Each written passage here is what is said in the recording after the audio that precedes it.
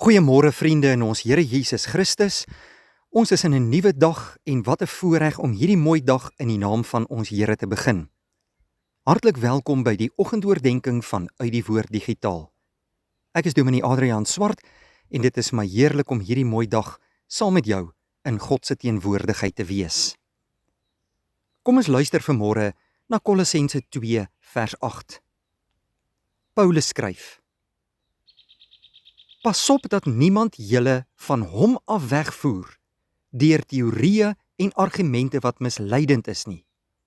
Dit is dinge wat berus op die oorlewering van mense, op wettiese godsdienstige reëls en nie op Christus nie. In die tye waarin ons lewe, broeder en suster, is daar skielik baie predikers, mense wat dink dat hulle die woord van God reg kan uitlê en kan preek dit wat God wil hê.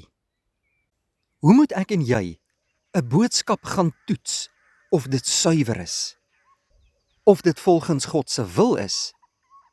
Broeder en suster, ons toets dit aan die woord.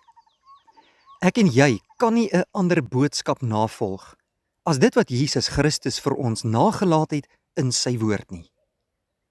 Elke boodskap waarna jy luister, moet op God gerig wees en op Jesus Christus. Die oomblik wanneer kerke aangeval word deur hierdie wêreldse predikers, die oomblik wanneer mense op die voorgrond geplaas word, of die politiek, of volkswees, dan is dit teen Christus, want dit is God se kerk, en Christus is die hoof van die kerk. En ons kan nooit mense of volke in Christus se plek kom plaas nie. Ons mag ooit nooit wettiese godsdienstige reëls op die voorgrond plaas en Christus agtertoe skuif nie. Dit het ook gebeur in die tyd van Paulus. Daarom skryf hy aan die gemeente van Kolossense hierdie woorde: Pas op dat niemand julle van hom af wegvoer deur teorieë en argumente wat misleidend is nie. Dit is dinge wat berus op die oorlewering van mense, op wettiese godsdienstige reëls en nie op Christus nie. Jesus Christus moet gepreek word. Hy moet sentraal staan in my en jou lewe. Sy boodskap moet aan mense verkondig word. Ons kan nie gaan luister na wêreldse mense se boodskappe, of na sienings van mense, of van teorieë, of van argumente wat teen die Bybel is nie. As iemand die Bybel preek, maar net 'n gedeelte van die Bybel, is dit ook nie die volle raad van God nie. Ons het die volle raad van God ontvang, die hele Bybel soos ons dit tans het, en dit moet aan mense gepreek word.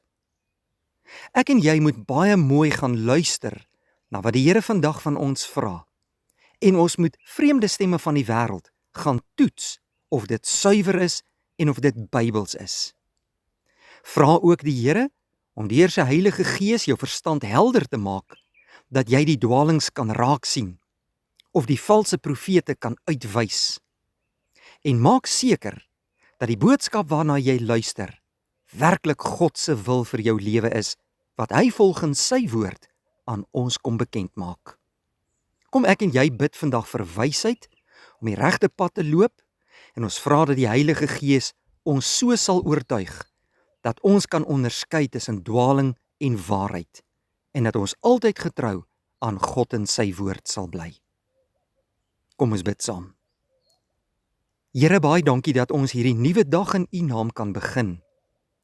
Ons loof en prys U groote naam, want U is ons God. Dankie dat U deur Jesus Christus ons U kinders kom maak het, en dat die Heilige Gees die geloof in ons hart kom inplant het. Dankie vir U woord, wat die lig vir ons pad en die lamp aan ons voet is. Laat ons U woord bestudeer, daarin glo, dit gaan toepas en gaan uitleef. Lei ons in die volle waarheid, maak ons oë oop vir dwaalings en vals profete. Dankie Here vir soveel seëninge uit U hand, seën ook vir ons hierdie mooi dag, en vul ons harte met U vrede. In Jesus naam bid ons dit. Amen. Dankie vriende, 'n mooi dag vir u.